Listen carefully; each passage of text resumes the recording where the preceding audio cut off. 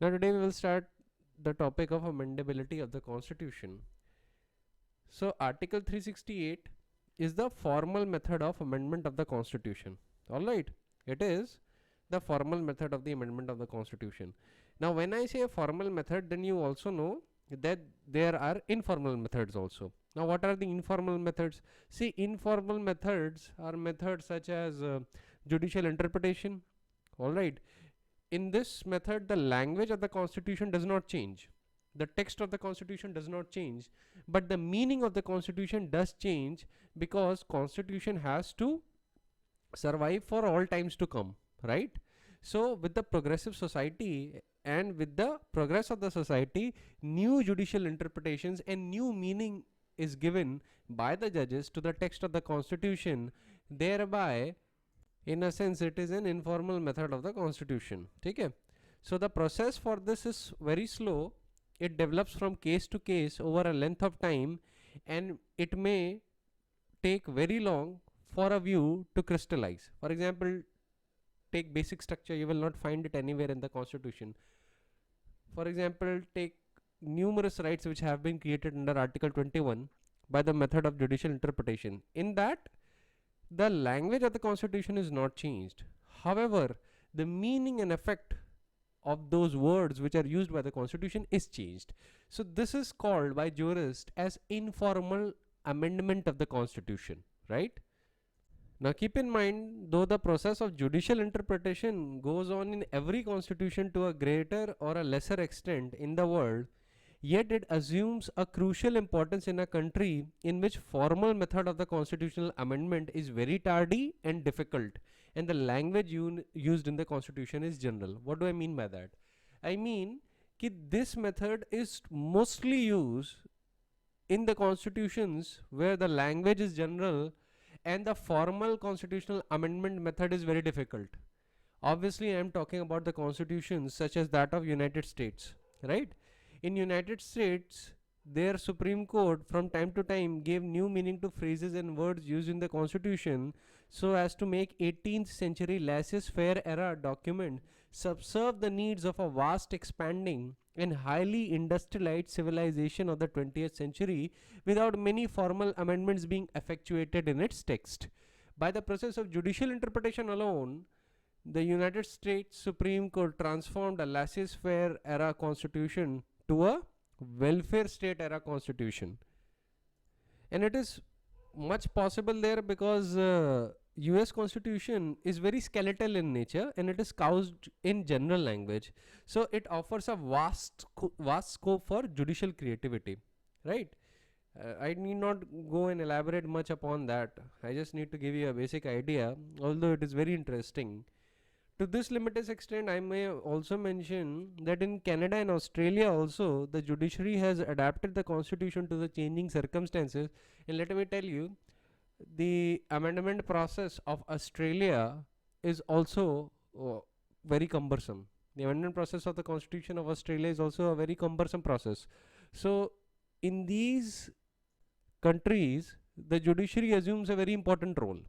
If the language used in the constitution is skeletal in nature and the judiciary is proactive, then what happens is that most of the informal amendments are made by the judiciary itself by the way of interpretation. Another informal method is conventions and constitutional usages. This is also a very slow process.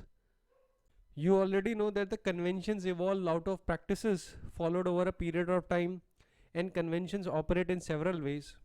One, the convention may nullify a constitutional provision in practice without formally abolishing it.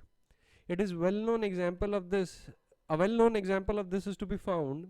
In fact, in some countries, the legal power of the head of the state to veto a bill passed by legislature is never exercised by him except on the advice of ministry, right?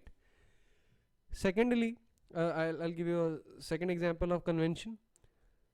A convention may work by transferring powers granted to one authority in the constitution to another authority. This is what usually happens in a country with a parliamentary form of government, where legal power formally vested in the head of the state are effectively to be exercised by the ministry, And thirdly, a convention may affect a constitution by supplementing a provision, right? There is a provision in the constitution and the constitution convention follows, so it may have the effect of supplementing the provision. Let me tell you an old constitutional convention on the basis of which the collegium system came into existence. It was one of the reason, and that was that earlier what happened, that the constitution convention was that when the president of India is consulting the chief justice of India, the matter of in the matter of consultation, whatever recommendation was made by the chief justice of India was accepted by the government of India without any ifs or but, right? So over a course of time, a healthy constitutional convention came to be established. When Indira Gandhi tried to affect that constitutional convention, then only we had a tug of war between the judiciary and the parliament, and we know who won in the end. Spoiler alert, it was judiciary. And let me tell you that the constitutional conventions are so important that the Supreme Court judges, even of our court as well, has practically said that there is absolutely no distinction between constitutional law and established constitutional conventions. For example, I am quoting Justice Kuldeep Singh in the case of Supreme Court Advocates on Record Association versus Union of India. There he says, we are of the view that there is no distinction between the constitutional law and an established constitutional convention, and both are binding in their own field of operation. Once it is established to the satisfaction of this court that a particular convention exists and is operating, then the convention becomes the part of the constitutional law of the land and can be enforced in the like manner. ठीक है, तो ये कुछ informal methods मुझे बताने इसलिए ज़रूरी थे because you need to have an academic grasp कि ये सब होता कैसे, ये आगे बहुत काम आएगा. ठीक है, जब आप किसी से बात कर रहे होंगे या इंटरव्यू पैनल के सामने होंगे ना, तो किसी को लगेगा कि सिर्फ किताबी ज्ञान नहीं है इसके पास. They have research this topic in much more greater detail. ना I can also mention the formal methods क्या हैं, जैसे यूएसए का क्या है, कनाडा का क्या है और ऑस्ट्रेलिया का क्या है, लेकिन आई डोंट थिंक अभी के लिए आपके लिए वो रेलेवेंट है. जब आप ये सब पढ़ लेंगे, याद कर लेंगे, तब मैं बताऊंगा ऑस्ट्रेलिया कनाडा और उसका क्या है. ठीक है, अब इंडिया के फॉर्मल कॉन्स्टिट्यूशनल अमेंडमेंट पे आ जाते हैं. वो कौन सा आर्टिकल है? Article 368. Now the constitution of India provides for 3 classes of amendment of its provision. First is constitutional provisions of comparatively less significance can be amended by the simple legislative process as is adopted in passing an ordinary legislation in the parliament. Secondly, those provisions which are material and vital are made relatively stable as they can be amended only by following the rule of special majority as laid down under Article 368. Thirdly, there are certain constitutional provisions relating to the federal character which may be characterized as entrenched provisions which need for their amendment. In addition to the passage of amending the bill by special majority in the 2 houses of parliament, ratification by half of the state legislatures is necessary. This procedure is also laid down under Article 368. Now let me mention some of the instances of category 1. ठीक है, जहाँ पे simple legislative process से constitution के provision amend हो सकते हैं.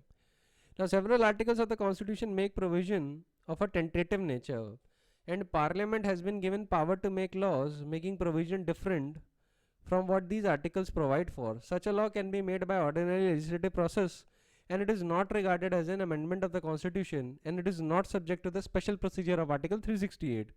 ठीक है, for example, when Parliament admits a new state under Article 2, it can affect the consequential amendment in the first and fourth schedule defining the territory and allocating seats in Rajya Sabha among the various states respectively. Secondly, under Article 11, Parliament is empowered to make any provision for the acquisition and termination of and all the other matters relating to the citizenship in spite of Article 5 to 10. Then Article 73 Clause 2 retains certain executive powers in the state and their officers until the Parliament otherwise provides. Then Article 59 Clause 3, Article 75 Clause 6, Article 97, Article 148 Clause 3, Article 125 Clause 2 and Article 221 Clause 2 permit amendment by Parliament of the second schedule dealing with the salaries and allowances of certain officers created by the Constitution. Then Article 105 Clause 3 prescribes parliamentary privileges until it is defined by the Parliament. Then Article 124 Clause 1 prescribes that the Supreme Court shall have a Chief Justice and 7 other judges until Parliament increases the strength of the judges, and Parliament has increased the strength of the judges. ठीक है, by legislative process. अब उसको Constitution का amendment नहीं माना जाता है, ठीक है, उसको ये माना गया है कि Parliament ordinary legislative process ऐसा कर सकती है, and that is not acting in conflict with the Constitution. Similarly, Article 135 confers jurisdiction on the Supreme Court, which is equivalent to the federal court unless the parliament otherwise provides. वैसे ही article 137 में supreme court की power of review of its own judgment is subject to the law made by parliament. Then there is article 171 clause 2 which states that the composition of the state legislative council as laid down under article 170 clause 3 shall endure until parliament makes a law providing otherwise. Then we have article 343 clause 3 and article 348 clause 1. You get the point. There are several other articles which can be, or in context of whose a legislation can be made by ordinary legislative process. Alright. So that is not deemed to be the amendment of the constitution by the constitution itself. Constitution itself tells you that the parliament can do so, and that is either not considered the amendment of the constitution, or constitution itself empowers the parliament that it can act contrary to what is written in the article. You will obviously find a line, like in case of citizenship, article 11 is there, which says that even though, in effect it says that even though from article 5 to article 10 constitution has laid down certain parameters, parliament if it wants, it can still legislate regarding acquisition, termination of citizenship, etc, etc. ठीक है, so one cannot go there and say कि okay, parliament has legislated a law and it is in conflict with article 5 or article 6 of the Constitution of India, hence the parliament's law is unconstitutional. That challenge won't succeed at all, because first of all the constitution itself is permitting it, and second of all that can be done by ordinary legislative process. You don't need to follow article 368's procedure. ठीक है, अब article 368 में लिखा है power of the parliament to amend and procedure thereof. Originally ये नहीं लिखा था. Originally क्या लिखा था? Originally लिखा था सिर्फ procedure to amend. ठीक है, मैं उस पर अभी आऊँगा. अभी मैं जरा कैटेगरी 2 एंड 3 की बात कर लूँ. अब कैटेगरी 2 पे आ जाते हैं. कैटेगरी 2 में आपको क्या कहते हैं, आर्टिकल 368 के प्रोसीजर को फॉलो करना होगा. ठीक है, कैटेगरी 2 और कैटेगरी 3 में. अब इसके लिए जरा हम आर्टिकल 368 का क्लॉज 2 पढ़ लेते हैं. वो कहता है कि an amendment of the constitution में be initiated only by the introduction of bill for the purpose in either house of the parliament, and when the bill is passed in each house by a majority of the total membership of that house and by a majority of not less than 2/3 of the members of the house present and voting, it shall be presented to the president, who shall give his assent to the bill, and thereupon the constitution shall stand amended in accordance with the terms of the bill. अब proviso पे मैं नहीं जा रहा. Proviso फिर वो entrenched provision की बात करता है, जिसके लिए आपको सुपर प्रोसीजर से कंप्लाई करने की ज़रूरत है. उस पर भी हम बाद में आएंगे. तो हमारा आर्टिकल 368 का क्लॉज 2 ये कैटेगरी 2 के बारे में बात करता है. ठीक है, अब इस प्रोसीजर के अंदर आप पूरा कॉन्स्टिट्यूशन ही अमेंड कर सकते हैं, एक्सेप्ट द इंट्रेंस्ड प्रोविजन, जिनके लिए प्रोवाइजो में बताया गया है, such as article 54, article 55, article 73, article 162, article 241, article 279A, chapter 4 of part 5, chapter 5 of part 6, chapter 1 of part 11, list in the 7th schedule, representation of states in the parliament, and the provision of article 368 itself can be amended only after following the super procedure. वो थोड़ा आसान हो जाता है इस तरीके से याद करने के लिए. और जो सुपर प्रोसीजर है ये इंट्रेंच्ड प्रोविजन के लिए. इंट्रेंच्ड का क्या मतलब है? इंट्रेंच्ड का मतलब एक तरीके से प्रोटेक्टेड है, ट्रेंचेस में है. ठीक है, ट्रेंच में, so it is entrenched, it is protected by the constitution. तो इनको अगर अमेंड करना है तो आपको क्या चाहिए? आपको इस मेजॉरिटी के साथ साथ ही, स्पेशल मेजॉरिटी के साथ, there also needs to be a ratification by the legislatures of not less than 1/2 of the states by a resolution to that effect passed by the legislatures before the bill making the provision for such amendment is presented to the president for assent. ये बहुत important है. 50% of the states की ratification चाहिए होती है. जब NJAC का amendment हुआ था कॉन्स्टिट्यूशन में, that is 99th amendment of the constitution, ये सुपर अमेंडमेंट था. ठीक है, एनजेसी सुपर अमेंडमेंट था, सारे लेजिस्लेचर्स ने रेटिफाई कर दिया था, पार्लियामेंट ने भी सुपर मतलब ऑलमोस्ट एक ही वोट उसके खिलाफ था, एक ही वोट था, I think Ram Jethmalani was the one वो वोटेड अगेंस्ट एनजेसी, बाकी सब ने एनजेसी के फेवर में वोट किया था। तो ये जो सुपर प्रोसीजर है ना, सुपर प्रोसीजर इंट्रेंच्ड प्रोविजन के कॉन्टेक्स्ट में होता है, ठीक है। अब इसके कॉन्टेक्स्ट में जरा हम पहले आर्टिकल 368 का क्लॉज 1 पढ़ते हैं, आपको बहुत इंपॉर्टेंट चीज मैं बताने वाला हूँ, ठीक है। ये कहता है notwithstanding anything in this constitution, parliament may in exercise of its constituent power, mark this word, constituent power, amend by the way of addition, variation or repeal any provision of this constitution in accordance with the procedure laid down in this article. Now you must understand that the amendment of the constitution is not a legislative power, ठीक है।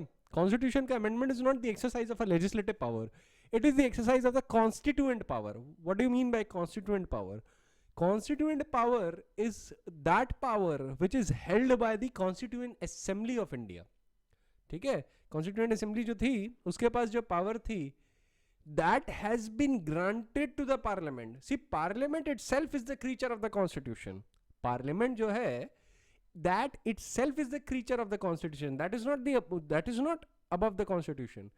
Parliament को constitution ने establish किया है। अब हुआ ये कि जब कॉन्स्टिट्यूएंट असेंबली जब जो हमारी थी उसने कहा कि हमें कॉन्स्टिट्यूशन का अमेंडमेंट भी करना होगा, तो पावर किसको थे? Obviously this power had to be given to the parliament, ठीक है। तो ये पार्लियामेंट को पावर दी गई। अब पावर का नेचर जान लीजिए, power is not the exercise of a legislative power, power is constituent in nature, मतलब ये सेम पावर है जो कॉन्स्टिट्यूएंट असेंबली के पास थी, ठीक है। ये डिफरेंस बहुत मैटर कर जाता है, क्योंकि अगर ये लेजिस्लेटिव पावर होती ना तो president of India by ordinance could have amended the constitution but he can not, ठीक है। प्रेसिडेंट ऑफ इंडिया के पास लेजिस्लेटिव पावर है, कॉन्स्टिट्यूएंट पावर नहीं है। कॉन्स्टिट्यूएंट पावर किसके पास है? सिर्फ और सिर्फ पार्लियामेंट के पास है। ये बात पे बहुत क्लियर रहिएगा। अब हम आते हैं कुछ केस लॉस पे। पहला केस इस पे क्या था? वो था Shankari Prasad versus union of India, AIR 1951 supreme court, page number 458. This is the first case on the amendability of the Constitution, and in this case the validity of the Constitution First Amendment Act 1951 curtailing the right to property guaranteed by Article 31 was challenged. The argument against the validity of the First Amendment was that Article 13 prohibits enactment of a law infringing or abrogating the fundamental rights, that the word law in Article 13 would include any law, even a law amending the Constitution, and therefore the validity of such a law could be judged and scrutinized with a reference to the fundamental rights which it could not infringe. Now here was thus posed a conflict between Article 13 and Article 368. Now adopting a literal interpretation of the Constitution, the Supreme Court upheld the validity of the First Amendment, and the court rejected the contention and limited the scope of Article 13 by ruling that the word law in Article 13 would not include within its compass a constitutional amendment, would not include within its compass a constitutional amendment under Article 368. The court stated on this point that we are of the opinion that in context of Article 13, a law must be taken to mean rules and regulations made in exercise of ordinary legislative power, and not the amendment of the Constitution made in the exercise of constituent power, with the result that Article 13 clause 2 does not affect the amendments made under Article 368. Supreme Court held that the terms of Article 368 are perfectly general and empower the Parliament to amend the Constitution without any exception. The fundamental rights are not excluded or immunized from the process of the constitutional amendment under Article 368. These rights could not be invaded by the legislative organs by the means of law and rules made in the exercise of legislative powers, but they could certainly be curtailed, abridged, or even nullified by alterations in the Constitution itself in the exercise of constituent power. Supreme Court insisted that there is a clear demarcation between the ordinary law, which is made in exercise of legislative power, and a constitutional law, which is made in the exercise of constituent power. Both Article 13 and 368 are widely phrased and conflict in the operation with each other, and to avoid the conflict, the principle of harmonious construction was applied. Accordingly, one of these articles ought to be read as being controlled and qualified by the other. So in this instance, Supreme Court read Article 13 subject to Article 368. Now there was a political reason also. What was the political reason? See, land reform was going on. पहले हमारे यहाँ बहुत सारे जमींदार थे, तो उनके पास बहुत ज़्यादा ज़मीनें हुआ करती थी, लैंड रिफॉर्म चल रहा था. अब जो जस्टिस पतंजलि शास्त्री जो बेंच के पार्ट थे, उनको लगा कि अगर मैंने क्या कहते हैं ये लॉ स्टक डाउन कर दिया या ये बोल दिया कि चैलेंज हो सकता है, तो लैंड रिफॉर्म तो एक बार में रुक जाएगा, और लैंड रिफॉर्म रुक जाएगा तो इंडिया की प्रोग्रेस रुकेगी. तो उन्होंने क्या किया, एक लिटरलिस्ट अप्रोच रखी. ठीक है, even though he was well Cognizant कि ये टेक्निकली कैन हैपन, बट उन्होंने कहा नहीं नहीं नहीं, ये नहीं होना चाहिए, लिटरलिस्ट अप्रोच रखते हैं.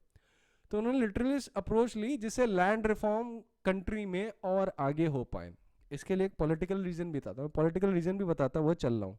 हालांकि आप लिखते नहीं एग्जाम में आप सिर्फ लीगल रीजन लिखते हैं, कोई पूछे तो आप बता सकते हैं.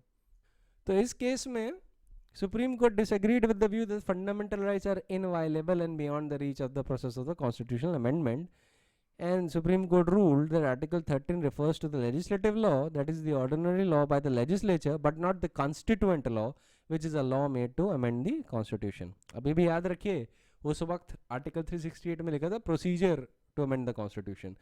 मतलब सुप्रीम कोर्ट ने इनडायरेक्टली ही इस केस में ट्रेस की थी अमेंडमेंट पावर अंडर आर्टिकल 368.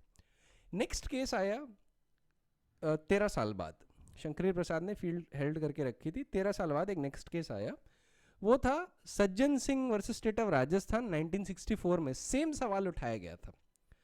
यहाँ पे कॉन्स्टिट्यूशन 17th अमेंडमेंट एक्ट 1964 की validity was called into the question.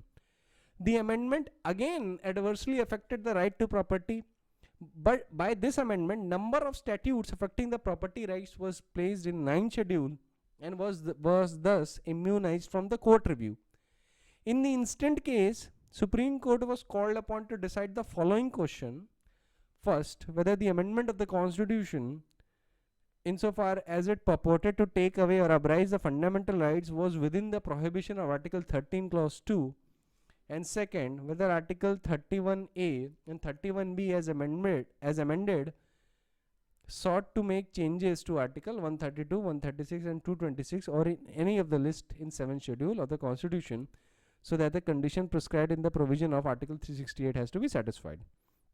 Now, one of the arguments was that the amendment in question reduces the area of judicial review, क्योंकि statutes 9 schedule में place हो रही थी, so it was beyond the purview of judiciary, है ना. अब supreme court ने again इस केस में शंकरी प्रसाद वाली रूलिंग को रीटरेट किया. फिर उन्होंने बोला कि ऑर्डिनरी लॉ और एक कॉन्स्टिट्यूशनल लॉ में डिफरेंस आपको क्रिएट करना होगा, क्योंकि कॉन्स्टिट्यूशनल लॉ कॉन्स्टिट्यूएंट पावर की एक्सरसाइज है और hence it is outside the scope of article 13. लेकिन इस जजमेंट में 2 जजेस डिसेंट कर गए थे. ठीक है, माइनॉरिटी जजेस थे, 2 जजेस डिसेंट कर गए थे, जस्टिस हिदायतुल्लाह और जस्टिस मुधोलकर. ठीक है, जस्टिस हिदायतुल्लाह कहते हैं, to make me accept the view that the fundamental rights were not really fundamental but were intended to be within the powers of amendment in common with other parts of the Constitution and without the concurrence of the state, because the Constitution gives so many assurances in Part 3 that it would be difficult to think that they were playthings to the special majority. उनके हिसाब से जो fundamental rights हैं, these were not meant to be the playthings of a brute majority of the parliament. क्योंकि उनके हिसाब से कोई चीज़ अगर फंडामेंटल है कॉन्स्टिट्यूशन के लिए, तो उसको इतने आराम से कैसे हटाया जा सकता है ना. अगर ब्रूट मेजॉरिटी आ गई पार्लियामेंट में, स्पेशल मेजॉरिटी आ गई, तो फिर वो जब चाहे अमेंडमेंट कर सकते हैं. ठीक है, ये जस्टिस हिदायतुल्लाह का माइनॉरिटी जजमेंट का एक ऑब्जर्वेशन था. अब जस्टिस मुधोलकर का ऑब्जर्वेशन उनसे भी ज़्यादा इंपॉर्टेंट है. जस्टिस मुधोलकर क्या कहते हैं, सुनिए. He said, to express a definite opinion on the question whether the word law in Article 13 Clause 2 of the Constitution excludes an act of the Parliament amending the Constitution, and also whether it is competent to Parliament to make any amendment at all to the Part 3 of the Constitution, is not without confusion. Justice Mudholkar felt very reluctant कि इसको black and white में कहा जा सकता है, पर उन्होंने फिर आगे एक बात बोला कि there are certain fundamental features in the constitution which cannot be changed. कुछ कॉन्स्टिट्यूशन के ऐसे फंडामेंटल फीचर्स है जो चेंज नहीं किए जा सकते. ठीक है, अब देखिए यहाँ पे सीड्स आ रही हैं केशवानंद की बेसिक स्ट्रक्चर के, लेकिन अभी थर्ड केस आता है, ये है गोलखनाथ. ठीक है, this case is Golaknath, LC Golaknath versus state of Punjab, AIR 1967, supreme court page number 1643. अब Golaknath versus state of Punjab में सुप्रीम कोर्ट ने क्या कहते हैं 11 जजेस बेंच ने 6-5 के रेशियो में ओवर रूल कर दिया अपने प्रीवियस जजमेंट्स. कौन से जजमेंट्स? शंकरी प्रसाद और सज्जन सिंह वाले जजमेंट्स को, इन दोनों को ओवर रूल कर दिया. The majority held, overruling Shankari Prasad and Sajjan Singh, that the fundamental rights were non-amendable through the constitutional amending procedure set out in Article 368, while minority upheld the line of reasoning adopted by the court in 2 earlier cases. और आप जानते हैं majority का ही judgement चलता है. तो गोलकनाथ में over ruling हो गई प्रीवियस 2 जजमेंट की, और इस केस में प्रोस्पेक्टिव ओवर रूलिंग का भी प्रिंसिपल बना था. अब मेजॉरिटी ने क्या पोजीशन ली थी गोलकनाथ में? Majority took the position that the fundamental rights occupy a transcendental position in the constitution, so that no authority functioning under the constitution, including the parliament exercising the amending power under Article 368, would be competent to amend the fundamental rights.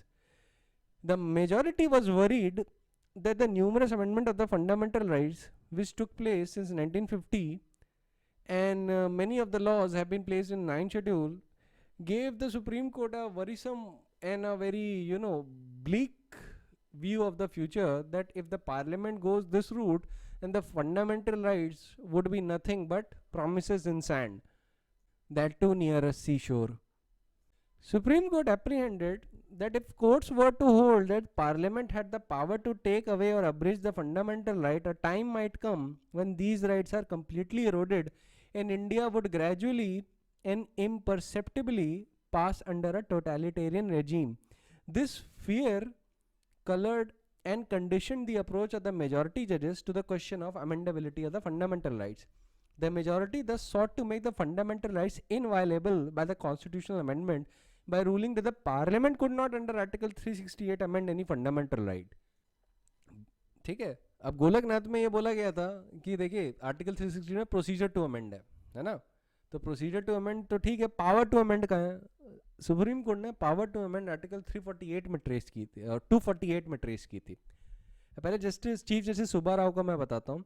Now he spoke on behalf of himself and 4 other जजेस and he equated fundamental rights with the natural rights, and he raised a poser that when the parliament could not affect the fundamental rights by enacting a bill in its ordinary legislative process, even unanimously, how could it abrogate the fundamental rights only by a 2/3 majority? While articles of less significance require consent of the majority of the states, can fundamental rights be amended without such a consent? Chief Justice developed the following line of argumentation to reach the conclusion that the fundamental rights could not be amended because Article 368 as it existed at that time merely laid down the procedure for the constitutional amendment and did not by itself confer a substantive power to amend. For constitution was to be found in the residuary, for the power to amend the constitution was found to be in the residuary legislative power of the parliament contained in article 248. वही मैंने आपको बताया कि उन्होंने power जो trace की थी article 248 में ट्रेस की थी. Now overruling the position adopted by the court in Shankari Prasad and Sajjan Singh, it was now ruled that the term law in a comprehensive sense would be interpreted and would include the constitutional law. Article 13 का wide interpretation हुआ और बोला कि हम constituent law भी इसकी category में ला रहे हैं.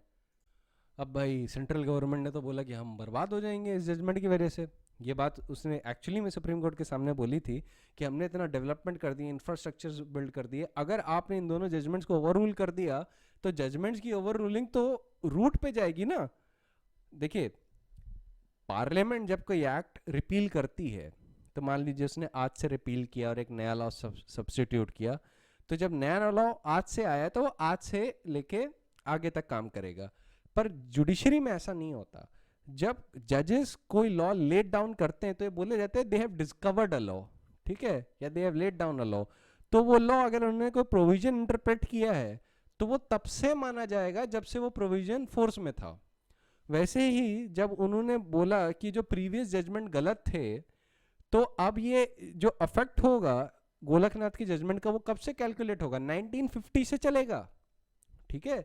और गोलकनाथ 1967 में आ रहा है, इसका जजमेंट 1967 में आ रहा है, तो मतलब अब तक 27 साल जो हुआ है ना, वो सारी चीजें would come under the ambit of this judgement.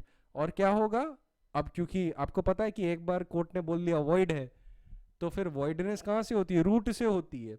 तो अब अगर मान लीजिए डैम बिल्ड कर दिया तो वापस करो, कंपनसेशन दो, किसी पब्लिक ऑफिसर ने उसके अंदर काम किया तो he would be liable to punishment, etcetera etcetera, सारे इफेक्ट होते हैं। तो सेंट्रल गवर्नमेंट ने सीधे बोला सुप्रीम कोर्ट को कि हम बैंकरप्ट हो जाएंगे, we will be headed toward a sovereign bankruptcy, क्योंकि हम लोग इतना इन्वेस्ट कर चुके हैं कि अभी हमारे पास देने को कुछ नहीं है, कुछ भी नहीं है, absolutely nothing is with the central government to give back to the persons who will now claim that their property which was acquired in a land acquisition act should be returned back to them.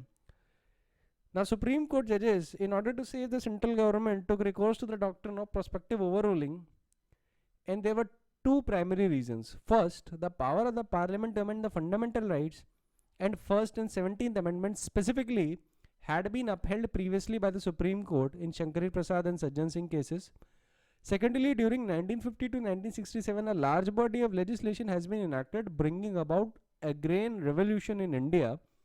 This legislation was based on the premise that the parliament had authority to amend the fundamental rights.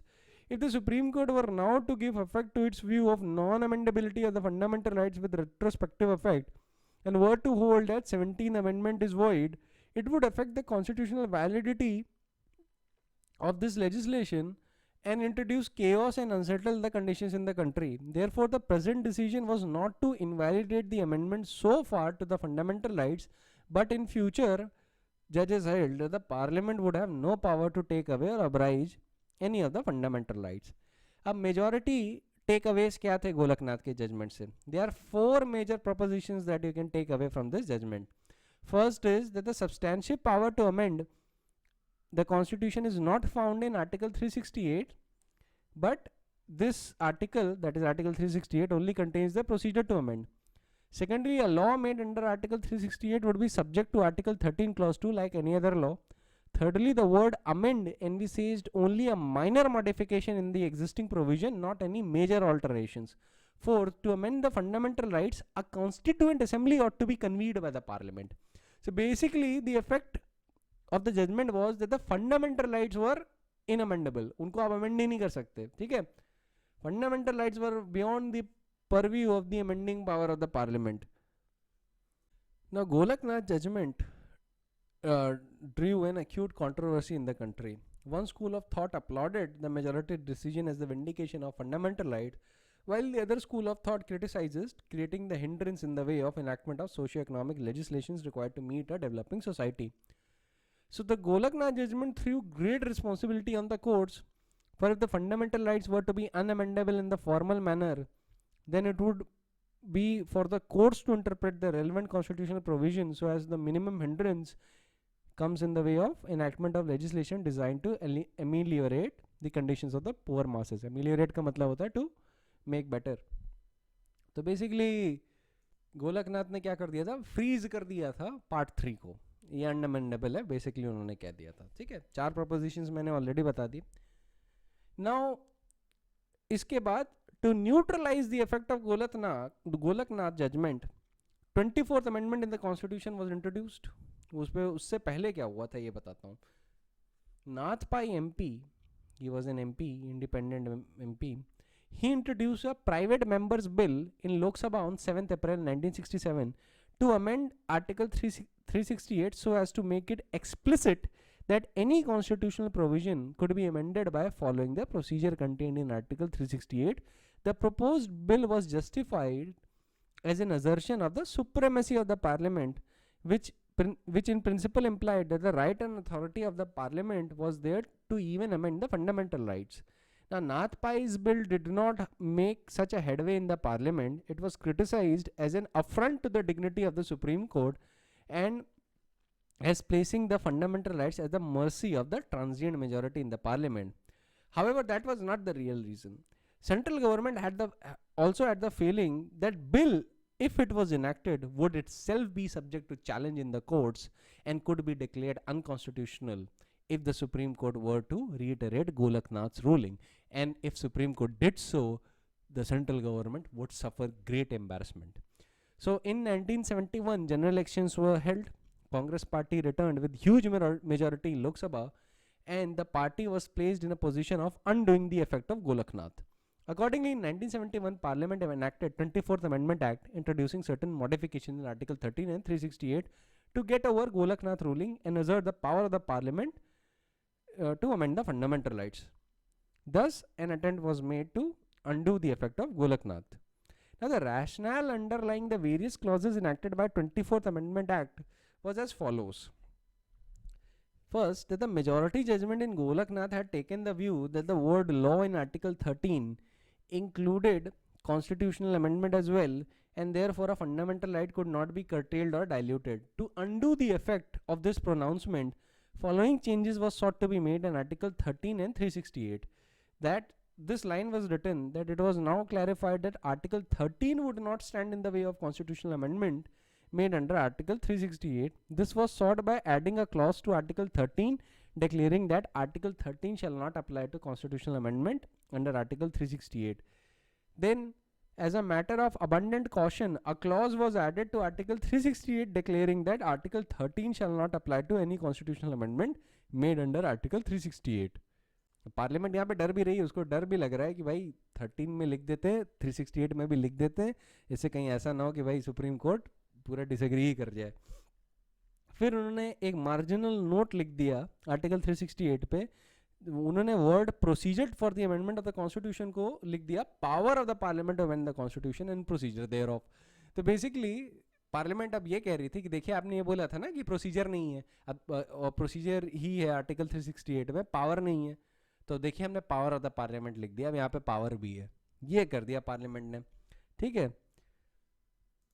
फिर 24th amendment ने article 368 के context में और क्या किया, एक clause add किया article 368 में saying that notwithstanding anything in the constitution parliament में in exercise of its constituent power amend by the way of addition, variation or repeal any provision in the constitution in accordance with the procedure laid down in this article. Then there was a view that was expressed in Golaknath that there was no difference between an ordinary law made under the legislative process and a constitutional amendment made in constituent power. To prove this point, it had been pointed out that the president's power to assent or not to assent was similar in both cases, an ordinary law as well as law passed in Article 368. To meet this argument, it was now clarified that once the constitutional amendment bill is passed by both houses of the parliament by requisite majority in accordance with the procedure laid down in Article 368, the president would have no option but to give his consent. Now, in case of ordinary law, the president does enjoy a choice either to give or refuse to give his assent or refer it back to the parliament for reconsideration. But in case of a bill amending the constitution, it would be obligatory to the president to give his assent thereto. Thus, a differentiation was now sought to be made between ordinary law and law to amend the constitution. Along with 24th Amendment Act, there was also to be enacted 25th Amendment of the Constitution, and the salient feature of that was as follows. First, the word amount was substituted for the word compensation under Article 31 Clause 2. Then Article 19 Clause F was delinked from Article 31 Clause 2. A new provision was added, that is Article 31 Clause, that was Article 31C, which said that Article 14, 19 and 31 would not apply to a law enacted to effectuate the policy underlying Article 39B and Article 39C. ठीक है, वो 39 का clause B और clause C है. And that a declaration in the law that it was enacted to give effect to the policy under Article 39B and C would immunize the law from challenge in the courts. So the effect of this amendment was quite far-reaching. Due to this, the directive principles have been treated as subservient, had been treated as superior to the fundamental rights. इससे पहले position ये थी कि directive principles were subservient to the fundamental rights, but by this amendment, the position was reversed. Now the directive principles had precedence over fundamental right, जैसा कि इसमें लिखा था. यू मे बी एक्सपेक्टिंग इसके बाद तुरंत आया नेक्स्ट जजमेंट, वो था Kesavananda Bharati versus state of Kerala, AIR 1973 पे, सुप्रीम कोर्ट पेज नंबर 1461। 13 जजेस की बेंच बैठी इस केस में, ठीक है। और क्या कहते हैं, इसको second sitting of the constitution assembly भी कहा जाता है। अब जजमेंट जो डिलीवर हुआ वो 24 अप्रैल 1973 को डिलीवर हुआ। ये डेट याद रखिएगा, बहुत इंपॉर्टेंट है, पूछा भी जाता है। तो आपका 24वां और 25वां amendment was challenged in this case, ठीक है। रिट पिटीशन था ये बाय द वे, आर्टिकल 32 में। तो कोर्ट ने केशव नंद में क्या बोला, court now held that the power to amend the constitution is to be found under Article 368 itself, and it was emphasized that the provision relating to the amendment of the Constitution are some of the most important features of any modern constitution. Justice Hegde and Mukherjee found it difficult to believe that the constitutional makers had left important power to amend the constitution hidden in the parliament's residuary power. On this point, therefore, the view expressed in Shankari Prasad and Sajjan Singh were endorsed, and the view expressed in Golaknath was overruled. Then Justice Hegde and Mukherjee stated in this connection that an examination of the various provisions of our constitution shows that it has made the distinction between the constitution and the laws. It was asserted that the constitution makers did not use the expression law in Article 13 as to include the constitutional law. This would mean that Article 368 confers the power to abridge the fundamental right or any other part of the constitution. To this extent, therefore, Golaknath was overruled. अब इसका भी एक political reason था। Reason basically ये था कि देखिए, supreme court के अंदर ही ये आवाज़ चल रही थी कि गोलकनाथ की रूलिंग ठीक नहीं है, क्योंकि इसने फंडामेंटल राइट्स को एकदम फ्रीज करके रख दिया है। It has totally frozen the fundamental rights कि अनअमेंडेबल है। तो अनअमेंडेबल होने की वजह से अगर मान लीजिए प्रोग्रेसिव सोसाइटी आती है तब भी उसमें कुछ नहीं हो पाएगा। तो जजेस के अंदर भी ये बात थी कि Golaknath was not correct in all the matters, ठीक है। अब केशव नंद ने एक बैलेंस्ड अप्रोच रखी। केशव नंद ने हालांकि गोलकनाथ के इस पॉइंट से डिसएग्री कर गया कि फंडामेंटल राइट्स आर जो है वो अनअमेंडेबल है, इस पॉइंट से डिसएग्री कर गया केशव नंद। उन्होंने बोला था कि इनको अमेंड किया जा सकता है, लेकिन उन्होंने अनलिमिटेड अमेंडिंग पावर भी पार्लियामेंट को नहीं दी।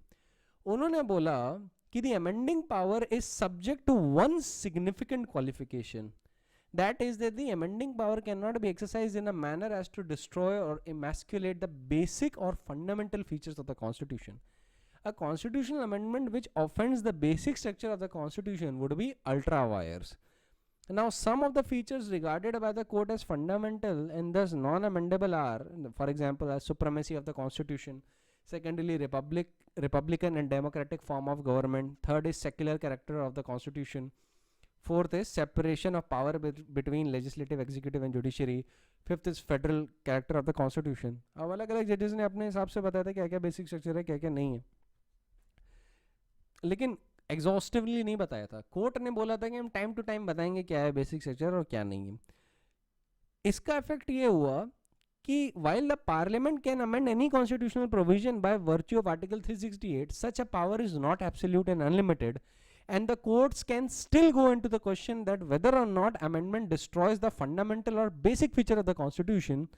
If an amendment does so, then it would be constitutionally be invalid. अगर किसी भी constitutional amendment ने बेसिक स्ट्रक्चर को टच किया तो सुप्रीम कोर्ट क्या करेगा, उसे वाइप आउट कर देगा। सुप्रीम कोर्ट ने इस पे जो वर्ड अमेंड है उस पर भी फोकस किया।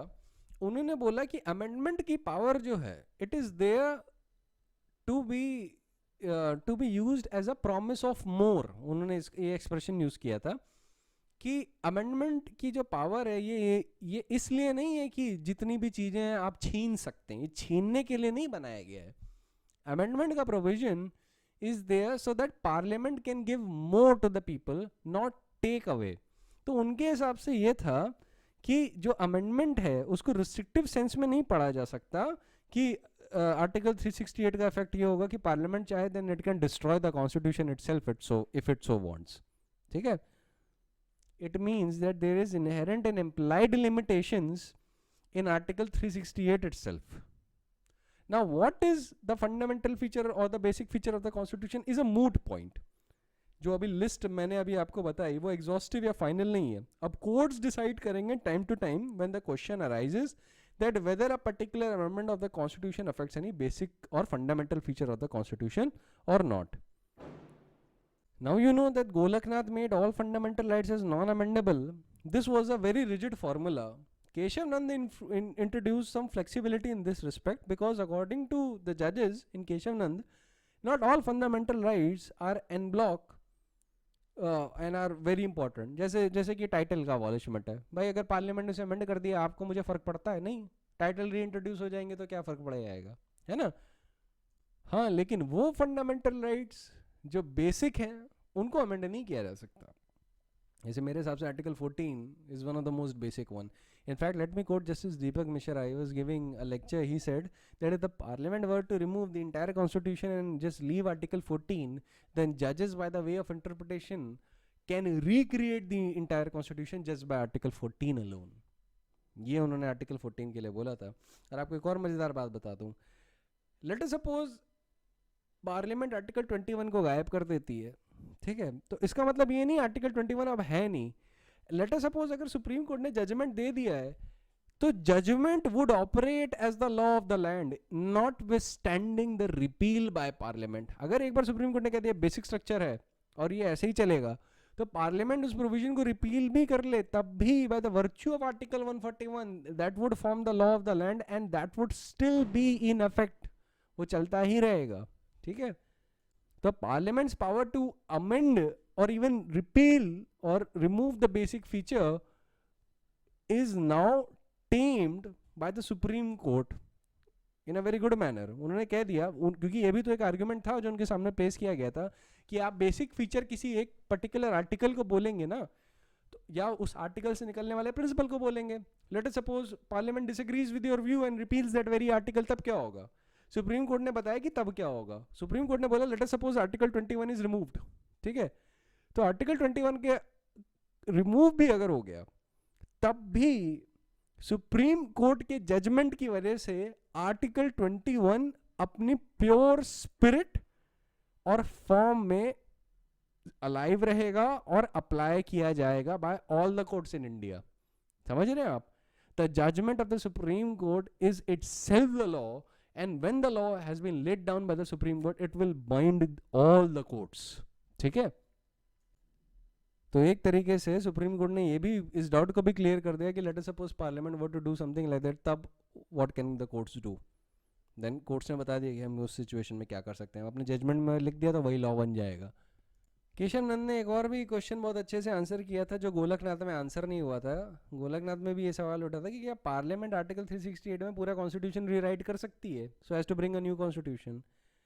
सुप्रीम कोर्ट ने बोला कि वो रीराइट सब कुछ कर सकती है पर वो बेसिक फीचर्स को नहीं टच कर सकती. ठीक है, वो हर चीज का यही जवाब दे रहा था. So the immediate application of the Kesavananda principle as regards to the amendability of the constitution was made to assess the constitutional validity of 24th and 25th amendment. So the entire 24th amendment was held to be valid from the point of view that overruling Golaknath restored the status quo ante, making the amendment unnecessary and restoring the power of amending the fundamental rights to the constituent body.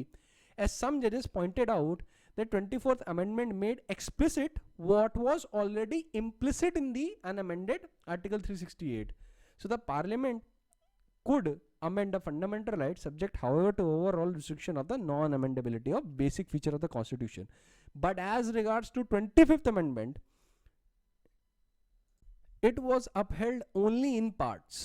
ठीक है, जैसे कि जो इसमें एक बड़ा जो important है वहाँ पे आर्टिकल 31C के कॉन्टेक्स्ट में उन्होंने बोला that the second part of article 31C is invalid. ठीक है, आप अभी भी अपनी अगर बेयर टेक्स्ट रखे होंगे कॉन्स्टिट्यूशन का तो आपको उसमें मिल जाएगा. ये वाला जो पार्ट है ना कि no law containing a declaration that it is for giving effect to such policy shall be called in question in any court on the ground that it does not give effect to the policy. मतलब in essence जहाँ पे judicial review बार हो रहा था ये केशव नंद भारती में supreme court ने invalid इस पोर्शन को करार दे दिया था. ठीक है, मतलब कोर्ट कह रहा था कि देखिए यहाँ तक तो ठीक है आप बोले कि 39 बी और सी में अगर आप कोई लॉ ला रहे हैं तो 14, 19 और 31 के परव्यू में उसे चैलेंज नहीं किया जाना चाहिए। लेकिन यहाँ पे आप गलत हैं अगर आप कह रहे हैं कि अगर हमने लॉ का डिक्लेरेशन दे दिया तो कोर्ट्स उस सवाल में जाएंगे ही नहीं, क्योंकि legislative declaration to this effect can not be conclusive. No legislature by its own declaration can make a law challenge proof. When a law is challenged, the courts will have power to consider whether the law in question can reasonably be described as one to give effect to the policy of the state towards said objective or not. So basically, by upholding the first limb of Article 31C, legislatures in the country have been given the power to implement the socialist socio-economic program, and by invalidating the second limb, the Supreme Court preserved the power of judicial review. ठीक है कि अगर मान लीजिए legislatures arbitrary बनने लगे तो judiciary can of course interfere if it so wants. Now let me explain the basic philosophy underlying the doctrine of non-amendability of the basic feature of the Constitution that is evolved by the majority in Keshavanand and explained by Justice Hegde and Mukherjee in their own words. They said that our Constitution is not mere a political document. It is essentially a social document. It is based on social philosophy, and every social philosophy, like every religion, has two main features, namely basic and circumstantial. The former remains constant, but the latter is subject to change. The core of religion always remains constant, but the practices associated with may change. Likewise, a constitution like ours contains certain features which are so essential that they cannot be changed or destroyed. तो ये जो ये जो केशवानंद का decision है काफ़ी judicial policy से ही भरा पड़ा है, ठीक है। ये बैलेंसिंग एक्ट है और बहुत अच्छा बैलेंस सुप्रीम कोर्ट ने किया और उसका इफेक्ट आपको आज तक दिखता है। अगर ये जजमेंट ना होता ना तो हर गवर्नमेंट आ रही होती और अपने हिसाब से चीज़ें कर रही होती। ये तक कर सकती थी कि एक जो लोकसभा आई है उन्होंने कह दिया इस आज के बाद इलेक्शन नहीं होंगे, ये जो एमपीज़ हैं यही एमपी हैं। वो चाहते अगर मान लीजिए एब्सोल्यूटिस्ट व्यू हो जाता, लिटरल व्यू हो जाता, तो पार्लियामेंट एक बार वोट करके आ जाती पावर में। अब कहते कि आज से हम मोनार्क्स हैं, आज से हम राजा हैं, एरिस्टोक्रेट्स हैं और आज से हम हमेशा के लिए रूल करेंगे। तो कॉन्स्टिट्यूशन का पूरा बेसिक फीचर ही उल्टा कर देते अगर बेसिक फीचर की डॉक्ट्रिन ही ना आती, है ना। अमेंडमेंट की power can not be used to destroy the constitution itself, ठीक है, ये बात याद रखिएगा। ये एक एग्जाम्पल मैंने आपको लास्ट में दिया है और जुडिशरी का ये फियर ही था कि कहीं ऐसा ना हो जाए कि फ्यूचर में पॉलिटिशियंस ये सब करने लगें merely because they have brute majority in the parliament. They shouldn't use that majority to destroy the constitution itself, but they should act in accordance with the constitution, ठीक है। तो ऐसे में क्या सुप्रीम कोर्ट का जजमेंट सही है? Absolutely सही है। सुप्रीम कोर्ट ने बहुत परफेक्टली बैलेंस किया है। उन्होंने सर्कमस्टेंशियल प्रोविजंस को बोल दिया है कि भाई आप इसे अमेंड कर सकते हैं, चेंज कर सकते हैं, और वैसे ही उन्होंने कुछ बेसिक फीचर बचा लिए। कुछ बेसिक फीचर उन्होंने मेंशन कर दिए, जैसे secularism is basic feature of the constitution, ये आपके SR Bommai versus union of India में भी बोला गया था। Similarly, rule of law is also the basic feature of the constitution. Supremacy of the constitution is the basic feature. Separation of powers is the basic feature. Federal character of the constitution is the basic feature. Republican and democratic form of government is the basic feature. इसीलिए उन्होंने ये बात mention की थी democratic form of government, क्योंकि उन्हें ये डर था कि कहीं ये ना हो जाए कि कल को कोई लोकसभा आए, मतलब कोई क्या कहते हैं पार्लियामेंट की बॉडी आए और फिर वो फ्रीज कर दे, वो कह दे कि बस हम आ गए, आज से इलेक्शन बंद। भाई कर तो सकते हैं, इलेक्शन में तो कॉन्स्टिट्यूशन के हिसाब से होते हैं। इलेक्शन कमीशन का पूरा प्रोविजन ही हटा दें, कहते हैं आज से नहीं होगा, this Lok Sabha is the final Lok Sabha, आज के बाद कोई इलेक्शन नहीं, हम ही आपके हुक्मरान हैं, फिर बहुत दिक्कत हो जाती। तो सुप्रीम कोर्ट ने जो किया बहुत अच्छा किया और आज भी हम उसका इफेक्ट फील कर सकते हैं, ठीक है। तो आज के लिए इतना ही। कल हम लोग इंदिरा नेहरू गांधी से शुरू करेंगे, फिर बाकी के जो अमेंडेबिलिटी ऑफ द कॉन्स्टिट्यूशन पे केसेस हैं, you will deal with that, ठीक है। So that is it for today. I will see you in the next lecture.